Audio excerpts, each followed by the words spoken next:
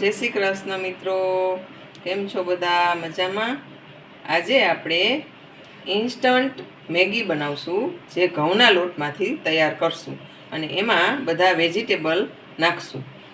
બાળકોને આ મેગી ખૂબ જ પસંદ પડશે. તો આ ગાજર લઈ લીધું છે આટલું, પછી કેપ્સિકમ છે, એક ટમેટું છે, એક બટેટું છે અને એક ડુંગળી છે. આ બધું જ આપણે સરસ ચોપ કરી લેશું.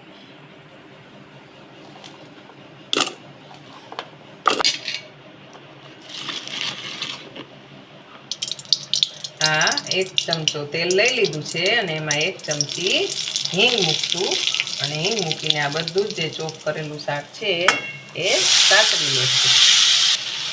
એમાં 1 ચમચી મીઠું નાખી અને આ બધું સરસ રીતે આપણે સાતરી લેશું અને પછી પાણી નાખીને થોડી વાર ચડવા દઈશું. આ સતરાય છે બધું વેજીટેબલ ત્યાં સુધી આપણે આ ઘઉંનો લોટ 1 વાટકો લઈ લીધો છે અને એમાં થોડું મીઠું નાખી અને આપણે બાંધી લેશું લોટ. આમાં મોણ નાખવાનું નથી અને આમાં સહેજ મીઠું નાખી અને તરત આપણે પાણી નાખી અને લોટ બાંધી લેશું. આ આપણે રોટલી જેવો લોટ બાંધવાનો છે.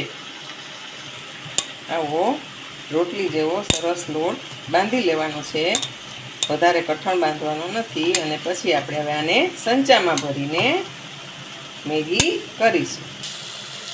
હવે આમાં 1 ગ્લાસ પાણી નાખશું. હા, 1 પાઉચ મેગી મસાલો આપણે આની અંદર એડ કરી દઈશું એટલે એકદમ સરસ બહાર જેવી જે મેગી આપણે લઈ આવી છે એના જેવો જ ટેસ્ટ આવશે. પાણી સરસ ઉકળી રહ્યું છે તો આપણે હવે એની અંદર આ સંચામાં જે ભરી લીધો છે એ આવી જારી રાખવાની છે અને પછી આપણે આ રીતે અંદર બધી મેગી પાડી લેશું. એટલે આપણે જેટલી કરવી હોય એ પ્રમાણે શાક નાખવાનું છે. તો અમે 1 વાટકો ઘઉંનો લોટ લીધો હતો એટલે 2-3 ગ્લાસ પાણી નાખી અને ઉકળવા દીધું છે અને આટલું જે શાક હતું તે કાઢી લીધું છે. એટલે જ્યારે પણ આપણે પાછી કરવી હોય મેગી ગરમા ગરમ ત્યારે આ શાકની અંદર પાણી નાખીને ઇન્સ્ટન્ટ મેગી કરી શકાય. આટલું શાક કાઢી લીધું છે જે આપણે સાતડીને રાખેલું છે વેજીટેબલ એ. એટલે પછી આપણે આમાં થોડું રાખ્યું છે એટલે અત્યારે 2 જણાની જ મેગી કરશું. પછી જ્યારે પણ આપણે કરવી હોય ત્યારે ગરમા ગરમ આમાંથી મેગી થઈ શકે.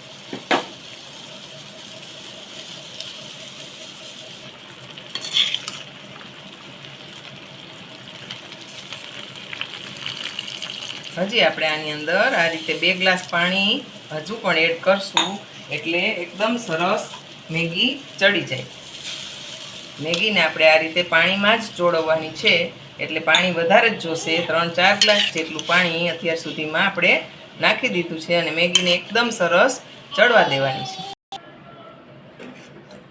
મેગી સરસ ઉકળી રહી છે, હજી થોડી વાર આપણે ઉકાળીશું. આ મેગી એકદમ સરસ થાય છે અને બાળકોને તો ખાવાની એકદમ મજા પડી જાય.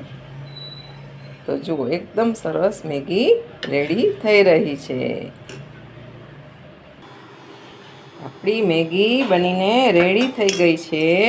તો એકદમ સરસ મેગી રેડી છે.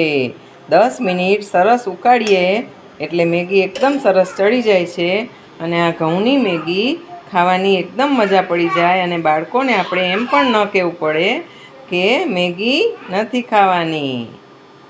ચાલો, રોજ રોજ આપણે મેગી નથી આપતા હોતા પણ આ ઘઉંની મેગી હોય તો આપણે ગમે ત્યારે આપી શકીએ. અને આ હેલ્ધી છે કેમ કે એની અંદર બધા વેજીટેબલ પણ આપણે નાખ્યા છે. તો એકદમ સરસ મેગી રેડી છે. હવે ચાલો આપણે એને સર્વ કરીશું. મેગીને આપણે બાઉલમાં કાઢી લીધી છે અને એકદમ સરસ હેલ્ધી મેગી રેડી છે.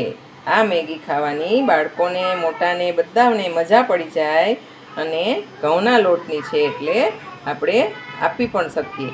અને આ પહેલાંથી આપણે જે આ સાતડીને રાખેલું જે આ શાક છે એ કાઢી લેવાનું અને પછી જેટલી મેગી કરવી હોય ફટાફટ મેગી બધા માટે થઈ જાય. એટલે આપણે ઇન્સ્ટન્ટ મેગી આને આપણે કહી શકીએ. તો આપણી આ ડિલિશિયસ મેગી રેડી છે.